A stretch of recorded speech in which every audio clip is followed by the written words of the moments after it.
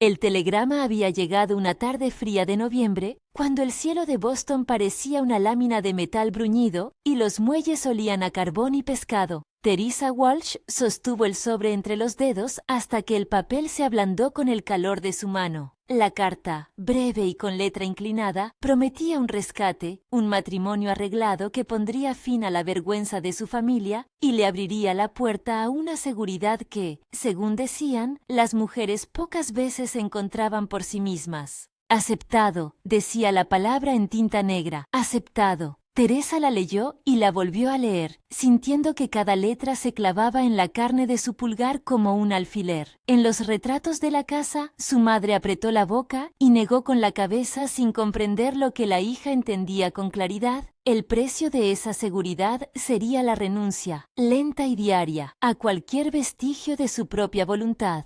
El tren a Idaho estaba apuntalado por un amanecer helado. Teresa miró la ciudad desde el vagón, las fachadas altas y las tiendas marmóreas, reflejando un mundo al que no pertenecía ya, no por falta de elegancia, sino por la certeza de que lo que le esperaría al otro lado no sería un compañero, sino una cadena con rostro vestido de sonrisa. No había drama en su decisión. Hubo, en cambio, la precisión implacable de alguien que se sabe sin opciones y el desapego de quien prefiere la incertidumbre de la huida a la seguridad de la renuncia. Theodore Cunningham la esperaba con una rigidez que no dejó lugar a la sorpresa. Sus palabras eran correctas, su sombrero colocado con la meticulosidad de quien controla el gesto hasta en la contemplación. Pero los ojos no correspondían. En ellos había algo de cálculo y de desprecio tenue, la certeza de que la mujer ante él era un objeto necesario para completar un diseño propio. Cuando la tomó del codo, Teresa no sintió la promesa de un hogar. Sintió la sujeción de un plan que no la incluía como persona. La primera noche en la casa de Cunningham fue la noche en que se le rompieron las alas. Le pidieron que se ajustara a horarios ajenos, que aprendiera silencios que no le pertenecían, que se rendiera sin que le prometieran nada a cambio. Las cartas que le habían mostrado antes del viaje se convirtieron en un elaborado juego de espejos. Lo que ella creyó ver en tinta y promesas se desvanecía frente a la realidad. Theodore no había mentido apenas, había omitido sin piedad lo esencial. Allí donde había esperanzas hubo administración. Allí donde había ternura, hubo cálculo. La fuga no fue un acto heroico, ni una escena de película, sino un movimiento preciso, respirado y frío, una maleta con 2 camisas, el retrato en sepia de su madre, la libreta con poemas escritos a lápiz y el poco dinero que había logrado guardar en un bolsillo secreto. Abandonó la cama con la gravedad de quien sabe que puede perderlo todo, y la puerta cerrada tras de sí fue la primera decisión que volvía a ser suya. Correr por las calles de pueblo fue entrar en otra geografía. El polvo colgaba en el aire de las farolas y las sombras de los pozos parecían bocas que querían tragarla. Caminó hasta el borde del poblado con la idea de no mirar atrás. No tenía mapa ni plan. Tenía, en cambio, un ruido constante en la cabeza, la necesidad de no volver, la claridad fría de que su vida merecía ser elegida por ella. Lo encontró en la penumbra del camino de herradura, un hombre a caballo que controlaba la bestia con la facilidad de quien ha nacido con las manos hechas para el trabajo rudo. Nathan Garrison no era alto, pero su presencia llenaba el camino como si la tierra misma se acomodara a su paso. Tenía la frente marcada por el sol, las manos anchas, y en la voz una calma que no era sumisa sino sostenida. ¿Va sola?, preguntó, antes de que ella pudiera decir nada. Teresa asintió con la cabeza, no por confianza sino por cansancio. El vaquero se acercó como quien no pretende amenazar con palabras sino ofrecer un refugio práctico, la cabaña en la base del monte, una mujer mayor que cuidaba de la casa y una condición implícita de silencio. Nathan escuchó sin prisa y cuando la ofreció su caballo para seguirle a su guarida por la noche, Teresa aceptó porque tenía poco más que su determinación y porque la posibilidad de un techo que no perteneciera a Theodore era una propuesta que para su alma sonaba a salvación. El viaje hasta la cabaña fue un tránsito en el que el paisaje fue concediendo color a la historia. Las praderas anchas, las manchas de nieve aún pegadas a los matorrales, la claridad de pinos como almenas. Teresa se aferró a la montura, más por la brisa que por el miedo, y dejó que el caballo marcara el ritmo de una nueva vida. En la cabaña, una mujer llamada Mae le dio una sopa caliente y le ofreció ropa limpia. El interior olía a pan y a madera curada por el fuego. Había una modesta biblioteca y un reloj de pared que caminaba nervioso y confiado al mismo tiempo. A la mañana siguiente, Nathan la llevó a ver el rancho en su conjunto, los corrales, el heno, las vallas que delineaban la propiedad. No hubo grandes promesas, solo la enumeración de necesidades. Había trabajo, mucho trabajo. Había manos que necesitaban presencia, no frases grandilocuentes. Teresa, que en Boston había pasado por salones y por balcones con cortinas caras, encontró en esa sencillez una especie de alivio. No porque el trabajo fuera atractivo en sí, sino porque prometía un tipo de honestidad que la ciudad rara vez ofrecía. El esfuerzo tenía consecuencias visibles y palpables. Lo que uno hacía con sus manos se convertía en algo que existía en el mundo. La vivienda en la cabaña se organizó a base de negociación. No era un refugio que aceptara a cualquiera, y Nathan lo dejó claro desde el principio: quien se quedara allí debía saber ganarse su lugar. Teresa no se sintió humillada, al contrario, se sintió por primera vez desde que sus padres la habían empujado a la decisión del matrimonio con la posibilidad de ordenar su propio día. Pudo elegir cocinar por la mañana, arar por la tarde, leer al anochecer si en su cuerpo aún quedaban fuerzas. Sus manos, en pocos días, aprendieron a algo que habían olvidado: el lenguaje de la tierra. La relación entre ellos nació en la rutina, no en la pasión fulminante. Nathan no era un príncipe de romances, era un hombre hecho de mañanas de invierno y de noches de vigilia cuando la lluvia golpeaba el techo. Era, sin embargo, paciente hasta límites que a Teresa al principio le parecieron límites por cobardía. No preguntaba demasiado, no presionaba, le ofrecía compañía sin pedirla. Si en Boston la palabra ayuda solía llevar siempre un precio, allí la ayuda era literal. Manos que se ofrecían a sostener un techo, un fuego, una mesa con pan. Hubo, sin embargo, sombras que no desaparecen tan fácil. Theodore no era un caballero que olvidara un desaire. Sus amigos y asociados eran hombres que entendían más de negocios que de sentimientos, y la reputación de Teresa, aun sin una voz propia, estaba sujeta a murmuraciones que viajaban por caminos inesperados. Nathan, prudente, propuso una solución legal que, aunque poco romántica, tenía la virtud de la eficacia: casarse para que nadie pudiera disputarle la custodia o la protección legal.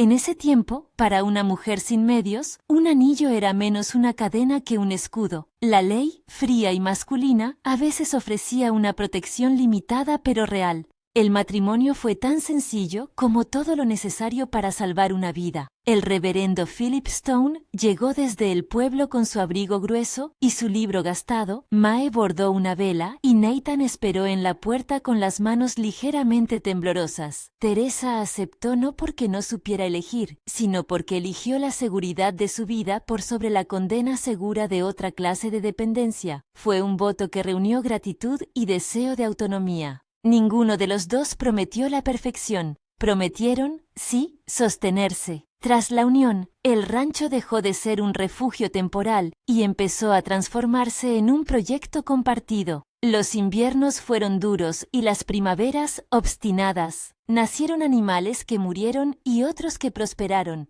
Teresa aprendió a manejar el caballo con la misma decisión con la que había cerrado la puerta aquella noche en Boston.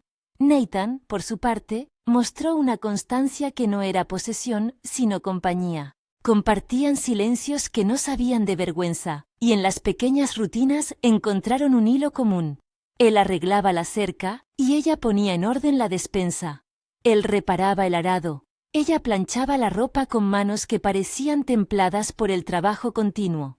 Con el tiempo, la casa se llenó de ruidos nuevos, risas infantiles, zapatos de cuerda, platos que se apilaban en la pica.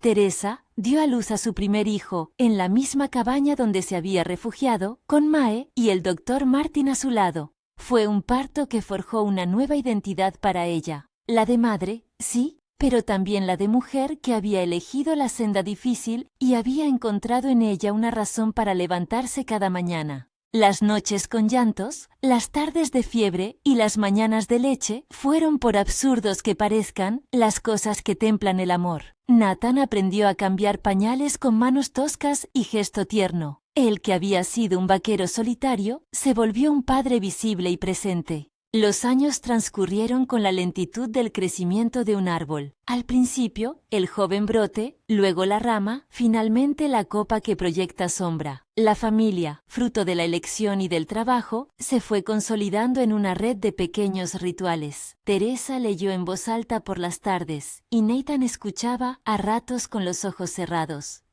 Enseñaron a los niños a respetar la tierra y a no desoír a los vecinos. Las cosechas mejores y peores se celebraban o se lloraban juntos, pues la estabilidad del rancho dependía tanto de la mano que sembraba como del viento que soplaba. No todo fue dicha continua. Hubo enfermedades, hubo meses en los que el precio del trigo caía y las cuentas parecían más afiadas. Hubo peleas larvadas, silencios y reproches que se curaban con pan caliente y conversación sincera. Sin embargo, en esa continuidad, Teresa pudo reconstruir una autoestima que nunca hubiera imaginado posible cuando subió a aquel tren en Boston. No porque el rancho le ofreciera gloria, sino porque le ofrecía la posibilidad de ver el fruto de su esfuerzo y ser reconocida por ello. Nathan lo hacía sin fanfarrias. A veces, su reconocimiento se manifestaba en una mirada que decía más que 1000 elogios. En el tercer otoño después del nacimiento, cuando las hojas ya habían tomado la textura de los libros viejos y el aire venía con olor a leña y a manzanas, Teresa se encontró por primera vez con la sensación extraña y punzante de querer partir. No fue una erupción ni un capricho, más bien fue la llegada de una inquietud antigua que comenzaba a apretar los bordes de su pecho, la idea de que había fragmentos de sí misma que había dejado atrás y que no sabía recobrar. A veces, en los ratos en los que los niños dormían y el silencio del salón se volvía generoso, pensaba en las librerías de Boston, en los salones donde se discutía con voz clara, en la joven que alguna vez escribió versos en una libreta y no los había vuelto a oír. La ciudad no la llamaba con nostalgia naif, la llamaba con memoria. En la ciudad había sido alguien que conocía su propia voz en conversaciones largas y ásperas. Allí había también una independencia que no dependía de la confirmación de un esposo o de la medida de las cosechas. De idea de volver no era incompatible con el amor que sentía por sus hijos ni con la lealtad hacia Nathan. Era más bien una exigencia de completitud.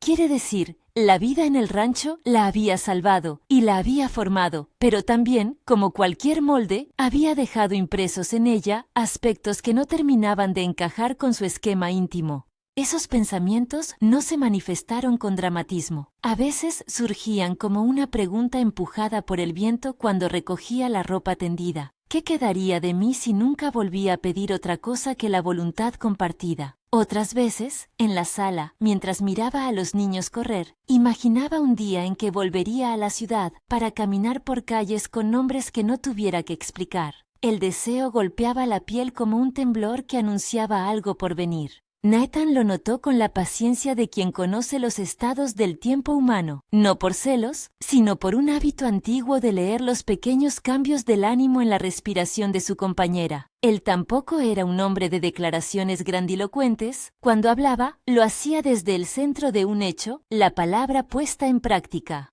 Así que, una tarde de finales de invierno, mientras Teresa tendía la ropa aún húmeda y veía el contorno de la casa recortado contra el cielo plomizo, él se detuvo y la miró sin preguntar. «No tienes por qué explicarte», dijo simplemente. Ella volvió la cabeza. La sorpresa fue, de nuevo, una forma de ternura.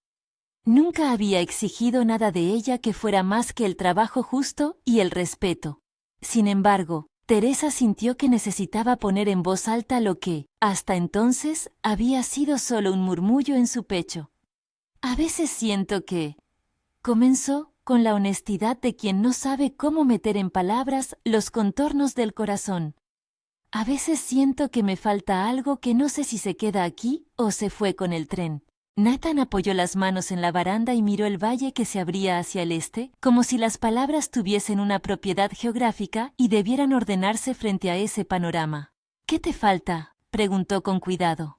Teresa suspiró, y de ese suspiro asomó una mezcla compleja: amor por la casa, por la rutina, por los niños, por él, y sobre todo, una necesidad de ser reconocida, no solo por lo que hacía, sino por lo que era en sí misma: lectora, mujer que amaba la conversación, aquella que alguna vez se dejó llevar por los versos que escribía de noche. No lo sé, confesó. Pienso en irme por un tiempo, ver qué queda de la Teresa que vino de Boston. No es que quiera abandonar a los niños ni renunciar al hogar, Nathan. Es como si necesitara comprobar que lo que soy no se reduce a la casa o al nombre de esposa. El silencio que siguió fue de una honestidad atroz. Nathan no frunció el ceño, no repitió argumentos gastados sobre el deber o la obligación. En su lugar, respiró y mostró, por primera vez en años, una vulnerabilidad que estaba acostumbrada a ver en los finales de los inviernos, la manera en que su voz se parecía a la de un hombre que también tenía huecos. «Si te vas», dijo con la calma de alguien que mide las consecuencias, «perderé cosas. Quizá no se noten en el día a día, pero serían cosas que me sostienen y ahora están atadas a ti». Teresa se detuvo. No buscaba que él la retuviera por la fuerza, buscaba que él la entendiera. Las palabras de Nathan llegaron con una sinceridad tan poco teatral que hicieron un hueco en su pensamiento. «¿Qué cosas?», preguntó con voz baja. Él dejó que la respuesta saliera sin adornos. Habló de madrugadas en las que su voz había sido el único sonido que lo acompañó. Habló de la manera en que ella reía de un chiste viejo y lo convertía en tranquilidad. Habló de la manera en que los niños repetían algo suyo y él pensaba que había aprendizaje y porvenir.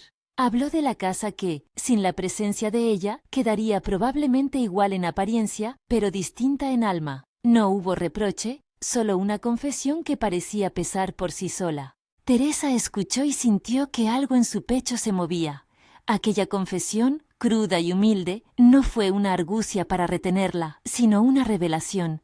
Nathan no la necesitaba como herramienta, sino como razón. Le hizo imaginar, por un instante, cuán solitario sería él sin su risa, cuán vacío el porche sin su voz leyendo en voz alta.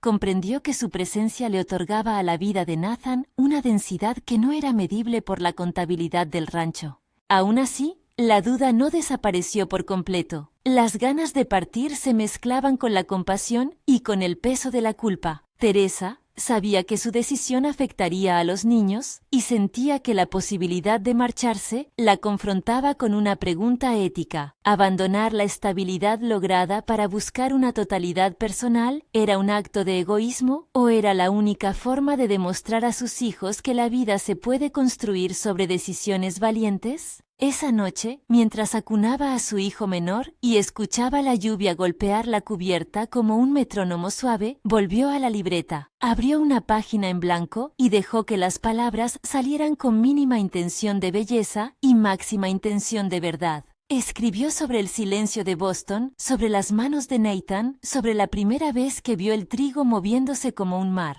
Escribió, también, sobre la ansiedad que la empujaba a pensar en su marcha. Al terminar, se sorprendió de hallar no una respuesta concluyente, sino una claridad.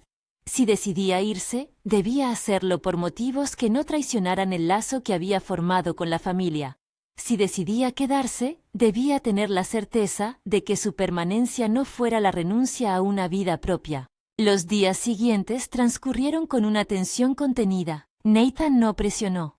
Teresa no anunció planes concretos. Los niños jugaron, aprendieron a trepar a los árboles, a leer las señales del campo. La vida siguió en su habitual fluir. Sin embargo, en el interior de la casa se había instalado una pregunta que no permitía distracciones: la elección. Era como si el rancho mismo aguardara una decisión que podría alterar su textura. Una tarde, mientras el sol caía con un color que a Teresa le recordó las tardes de su infancia, organizó una mochila pequeña. No dijo nada. Nunca había sido su costumbre anunciar sus actos que no fueran inevitables. Metió en la bolsa su libreta, una muda de ropa y el retrato en sepia de su madre. Tenía la intención de probar, quizá por un mes, la vida en la ciudad. No planeaba quedarse indefinidamente ni pretendía usar la marcha para castigar a Nathan. Quería probarse a sí misma sin el núcleo familiar, salvo por el tiempo que ella decidiera otorgarle. Cuando la maleta quedó hecha, tomó la lámpara de aceite y se dirigió al porche. La casa se alzaba con la calma de siempre, la figura de Nathan recortada contra la luz del granero. Los niños jugaban todavía, ajenos al equilibrio que pendía como una copa. Teresa apoyó la mano en el marco de la puerta y por un momento imaginó las dos trayectorias, la de la huida definitiva que la había traído años atrás y la de la marcha voluntaria que ahora planificaba con respeto hacia sí misma y hacia los que amaba. La nieve vieja en los prados crujió bajo la bota de alguien que bajó las escaleras. Nathan. Sus pasos no eran apresurados, pero había una urgencia contenida en la postura. Caminó hasta ella y se quedó en silencio unos instantes, como midiendo la distancia que los separaba. Teresa sostuvo la maleta con la mano, sintiendo el peso de la decisión vibrando en la empuñadura. «Te vas», dijo él sin sorpresa, sin reproche. Su voz era apenas una entrega. Ella asintió, no buscaba persuadir ni excusarse. Si había algo que quedaba entre ellos, debía ser tratado con la verdad fría de los hechos y la ternura absoluta de lo que se había construido. En el crepúsculo, Nathan la miró como si fuesen años lo que se concentraran en un instante, y en ese instante su aspecto se volvió pequeño y verdadero. No había orgullos que defender, ni palabras para encubrir. La vida de ambos pendía de una elección que no sería de uno solo. Por primera vez en mucho tiempo, Teresa aguardó no la frase que la retuviera, sino la confesión que explicara en términos humanos por qué ella era para él algo más que compañía. La noche se cerró lenta y clara sobre el rancho. La bruma subía del arroyo y las estrellas, 11 a la vez, empezaban a parpadear con la paciencia de la eternidad. Nathan dio un paso adelante y su rostro, bajo la lámpara de aceite, reveló una intención que no era un cálculo, sino una verdad que había madurado con los años. Sus manos, tan capaces de trabajar la tierra, parecían ahora busca de un modo distinto de sostenerla. Teresa sostuvo la maleta con fuerza. Sus ojos se fijaron en los de él, como buscando en ese mar una señal que la orientara. Las palabras de Nathan, las que alegaba que debían ser sinceras, sin enredos, aguardaban en su garganta. Afuera, el mundo continuaba. Los niños jugando, el viento en los pinos, la sombra larga del granero alargándose sobre la nieve. Entre ellos, una pausa que contenía la siguiente verdad que determinaría el rumbo de la casa, del rancho, de sus propias vidas. En ese silencio, Teresa supo que su decisión no sería una respuesta impulsiva ni un acto de rebeldía sin sentido. Si se marchaba, lo haría con la certeza de que había dicho la verdad de sí. Si se quedaba, lo haría por una decisión que honrara lo que ambos habían construido. Nathan inspiró, y con la sencillez que siempre le fue natural, abrió la boca para hablar. Nathan tomó aire como quien afina una herramienta antes de trabajar. La noche parecía contenerse a la espera de la verdad. Sus manos, manchadas de tierra y callos, no buscaron la suya de forma impulsiva. Se abstuvo de cualquier gesto que pudiera parecer propuesta o súplica. Habló despacio, como si las palabras fueran piedras que debía colocar en fila para no romper el camino. «No quiero que pienses que te detengo porque no respeto tus deseos», dijo por fin. «Y tampoco quiero que esto suene a lamento vacío, pero hay cosas en mí que no supe nombrar hasta que llegaste. Antes de ti, mis mañanas eran una cadena de rutinas sin dueño. Hacer la lumbre, errar, volver a comprobar la valla. Trabajaba para que el rancho siguiera en pie, y eso bastaba. Pensaba que bastaría siempre». Teresa lo miró en silencio. La luz de la lámpara proyectaba su sombra sobre la nieve. En su rostro se leía la mezcla conocida de ternura y reserva que había aprendido a leer con el tiempo. Nathan inhaló otra vez. Sus palabras avanzaban hacia territorios que no habían tocado en público. Se sentía expuesto y, sin embargo, dueño de la única verdad que podía sostener en ese momento. «Te necesito», dijo. «Y no por lo que haces por las cabras o por cómo llenas la despensa. Si eso fuera todo, te diría que te vayas sin reproches. Te necesito porque tú me enseñaste a ver más allá de esta tierra. Me enseñaste a contar historias a los niños a la hora de la cena. Me acordé de versos que no sabía que me pertenecían. Me mostraste cómo un silencio puede ser compañía, no vacío. Antes de conocerte, era capaz de pasar un año sin hablar de nada que no fuera el clima o el precio del trigo. Con tu risa, aprendí a nombrar cosas pequeñas que importan, un gesto, una palabra dicha a tiempo, la manera en que se reparten las responsabilidades sin que uno se anule. Si te vas, no perderé solo trabajo, perderé una forma de ver la vida que acaso ya no pueda replicar solo con mis manos. Teresa sintió que las palabras caían como lluvia templada sobre una tierra que también había pasado por sequía. No era que esas razones la obligasen, era que describían una verdad que ella había empezado a sospechar. La casa que compartían no era solo un tejado, era la suma de las maneras en que ambos la habitaban y transformaban. En esa confesión había humildad. Nathan no pedía con rencor, sino que compartía su vulnerabilidad.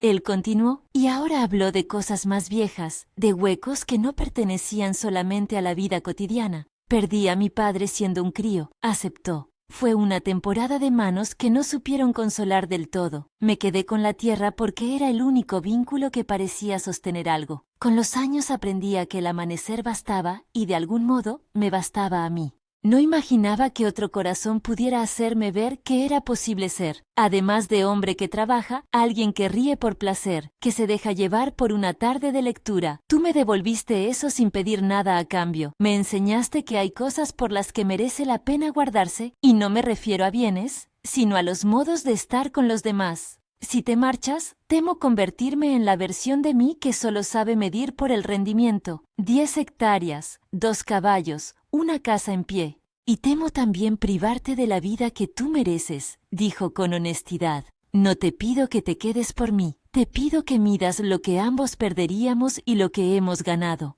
Habló de su propio miedo a fallar, a no ser capaz de ofrecerle lo que ella necesitaba para ser más que la mujer que cría niños.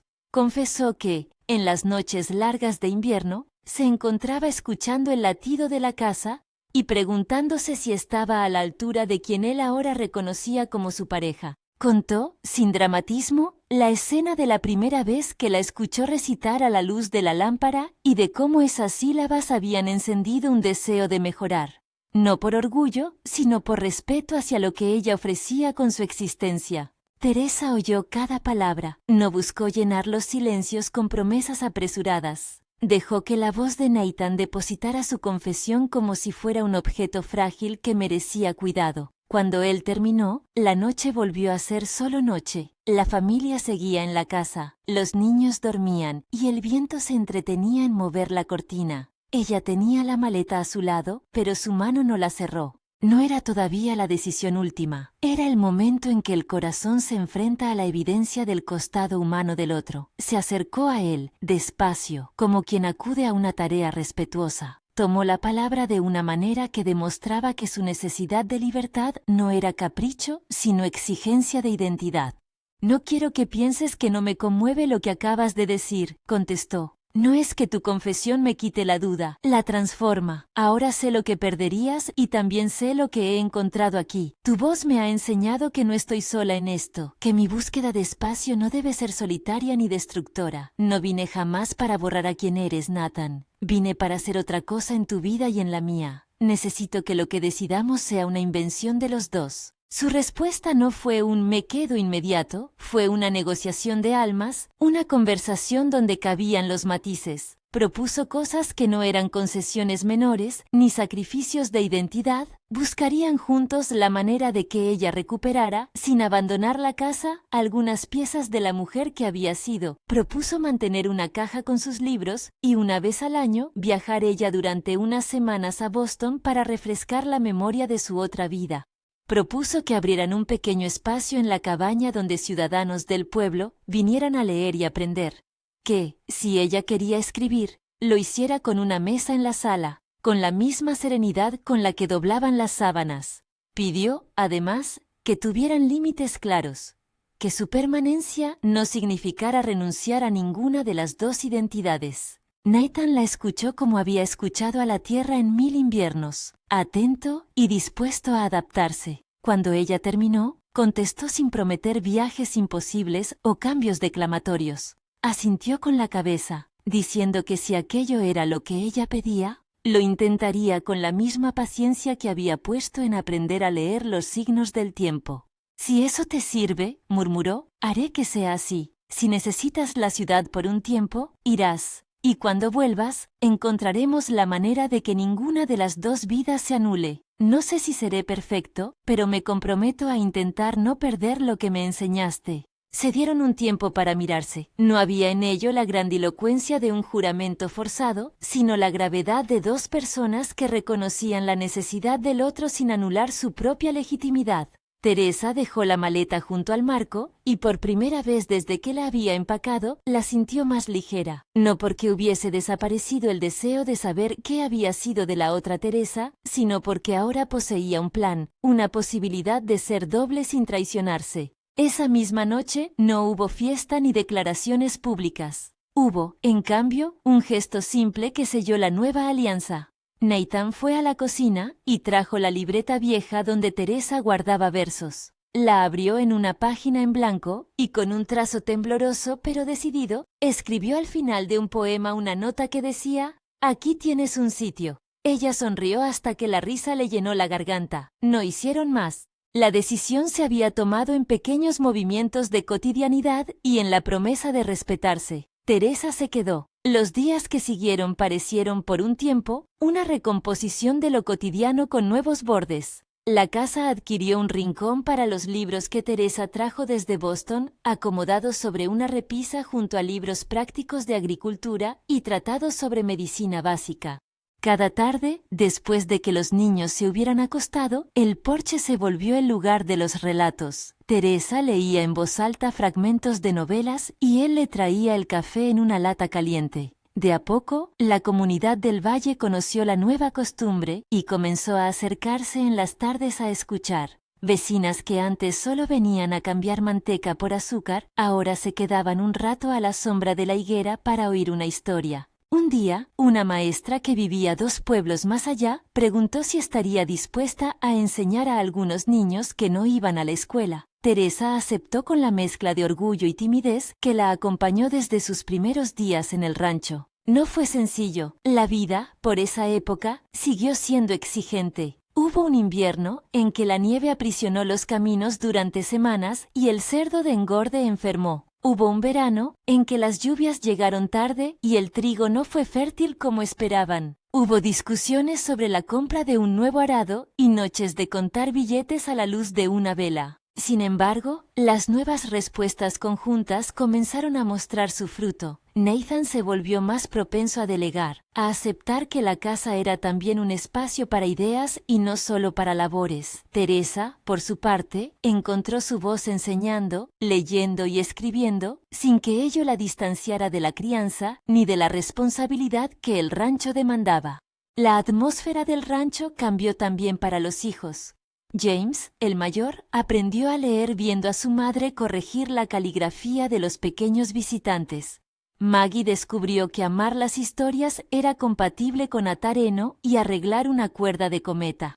Los gemelos, Samuel y Thomas, se hicieron dueños de travesuras y de soluciones prácticas a medias. Sabotearon el viejo reloj del relojero y al mismo tiempo aprendieron a armar una jaula de perdices. En la casa hubo una armonía nueva, superficies donde se mezclaba la cultura con la fatiga del trabajo, mesas donde se hablaba de precios de cereal y de la última novela que Teresa había traído de Boston. Hubo momentos de prueba que pudieron haber deshecho lo construido. Una fiebre que atacó a Maggie cuando tenía 9 años la dejó pálida durante días. El doctor Martin llegó con su maletín. Estuvo varias noches sin dormir, y Nathan aprendió a darle jarabes y a estar despierto junto a la cuna como un padre primerizo. En una ocasión, una epidemia leve se llevó a la cabra más vieja y el dolor fue compartido, no ocultado. Teresa, con la compostura que había adquirido, fue quien organizó turnos para la cocina, quien buscó remedios en viejos papeles y quien sostuvo a su marido con una mezcla de fuerza y ternura. Fueron, en cierto modo, lecciones continuas. La vida en el rancho era una maquinaria que solo funcionaba si todos participaban con honestidad.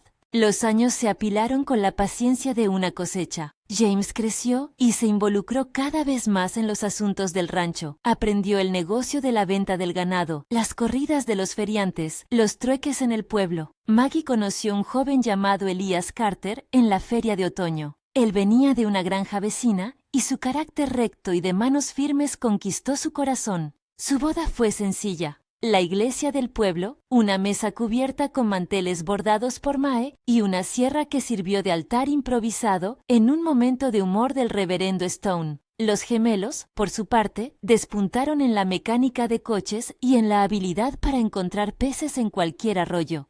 Las prosperidades no fueron milagros. Fueron el resultado de decisiones correctas, noches de reparación al arado, estrategias para cambiar el tipo de semillas y una red de trueques con otros rancheros. Cuando llegó una decisión importante de vender parte de la cosecha para invertir en un molino pequeño, Teresa estuvo a la cabeza del cálculo y por primera vez su firma apareció en un contrato firmado en el despacho del contador del pueblo. No fue algo grandioso, fue más bien la confirmación de que su lugar no era solo doméstico, sino también económico. Nathan miró ese gesto con la misma mezcla de orgullo y algo parecido a reverencia que le provocaba la lectura de un poema. Orgullo por lo que ella hacía y reverencia por la manera en que su compañera resolvía problemas. La vida les trajo también momentos de comunidad. Durante un verano tardío, una familia de inmigrantes que había venido en busca de tierras se asentó en una parcela cercana y, sin costumbre del idioma o de las costumbres, encontró en Teresa un puente. Ella organizó una pequeña clase de lectura para los niños inmigrantes y les enseñó palabras básicas de inglés, mientras Nathan se encargaba de mostrarles cómo plantar una valla y cómo cuidar una reja. No fue altruismo grandilocuente, fue la práctica de una bondad que se traduce en acciones, prestarse herramientas, repartir harina y enseñar a coser una herida de caballo. Con los años también aparecieron arrugas en sus rostros y canas en el cabello. La fuerza física de Nathan se transformó en prudencia en sus gestos. Ya no corría tanto al establo, pero la mirada seguía siendo firme. La voz de Teresa había adquirido una textura que combinaba la juventud de la lectora con la autoridad de la madre. Cuando hablaba en el porche, los jóvenes del pueblo se acercaban a escuchar. Hubo, después, acontecimientos que sellaron su lugar en la comarca. Un año de sequía tan severa que obligó a varios propietarios a vender parte de sus tierras, vio al rancho de los Garrison resistir gracias a una decisión compartida: diversificar con hortalizas para el mercado local. La idea había nacido en una de esas tardes en las que Teresa hablaba de las ferias de Boston y de cómo allí existían pequeños puestos de verduras que atraían a la gente con los colores. Nathan apoyó la idea desde la practicidad. Si la tierra podía producir otra cosa que trigo, habría chances de sostener la casa en tiempos malos. Invirtieron los pocos ahorros restantes y trabajaron con los vecinos. Al final de la estación, la venta de vegetales les permitió comprar una mula nueva y pagar una deuda pendiente. Fue para ambos una lección de cómo combinar la imaginación con la disciplina del trabajo. En uno de los aniversarios silenciosos de su matrimonio, cuando la casa ya empezaba a parecerse más a museo de recuerdos que a refugio, Nathan llevó a Teresa a un lugar del cerro que dominaba el valle. Allí estaban postados los ladrillos de la primera caseta que habían levantado, la misma que servía ahora de cobertizo para las herramientas. Se sentaron y miraron el horizonte. Las sombras se alargaban como señales de tinta sobre un papel. Nathan cogió la mano de Teresa con la familiaridad de tantos años y, sin necesidad de palabras, le mostró que lo que había dicho años atrás no era una declaración improvisada, sino una verdad sostenida a través de los días. «Gracias por quedarte», le dijo. «Gracias por muchas cosas que no supe nombrar entonces». Ella respondió con una sonrisa que tenía la hondura de quien ha conocido varias vidas en una sola, la de la chica que se subió al tren, la de la mujer que se ocultó en la cabaña, la de la madre, la de la maestra. Sabía que su permanencia no había sido un fin, sino un recorrido que había implicado renuncias, conquistas y una continua negociación de la propia identidad.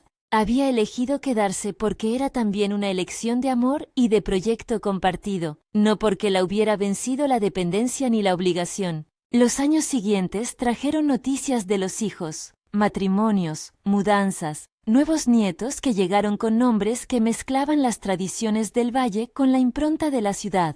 James decidió quedarse y hacerse cargo de una parte del terreno.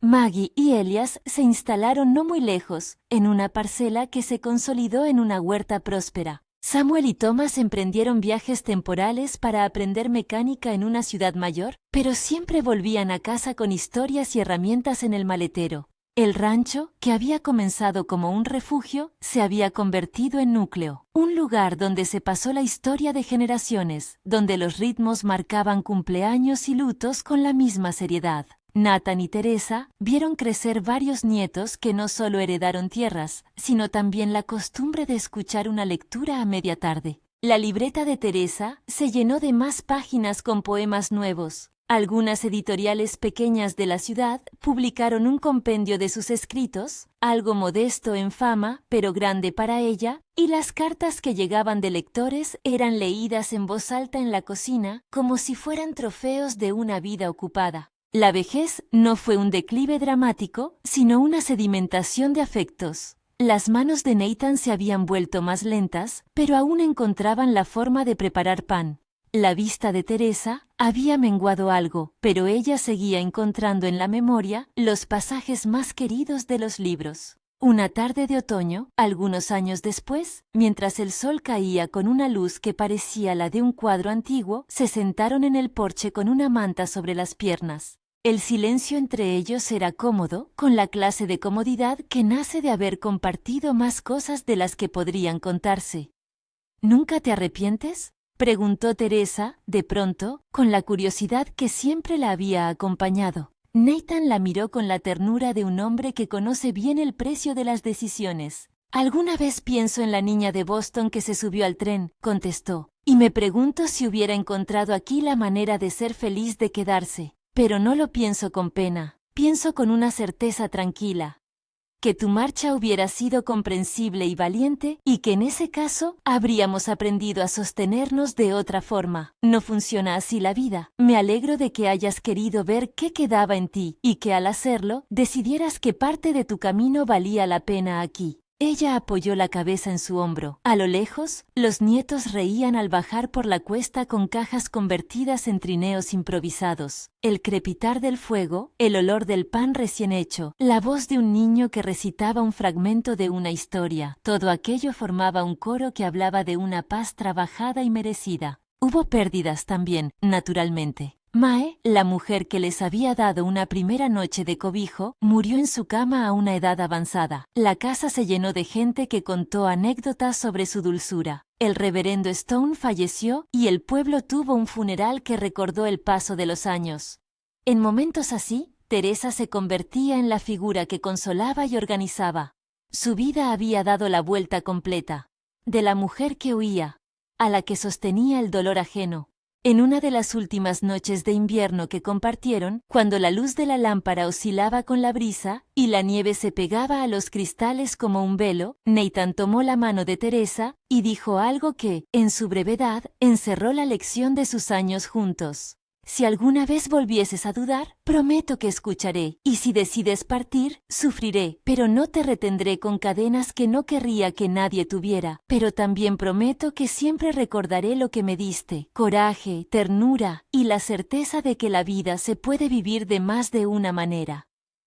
Ella lo miró a los ojos y supo que su elección de quedarse años atrás no había sido una renuncia, sino la construcción de una forma de ser que integraba su anhelo con su afecto. Había descubierto que el hogar no era un lugar que la aprisionara, sino el nombre de una comunidad que se nutría de su presencia y donde ella se reconocía a sí misma en distintas facetas. El epílogo de su vida fue una sucesión de escenas sencillas que condensaban lo esencial. Una nieta que leyó en voz alta su primer poema en la sala. Un nieto que aprendió a errar y volvió a la casa a mostrar su trabajo, la feria anual donde la familia montó un puesto de hortalizas y pasteles.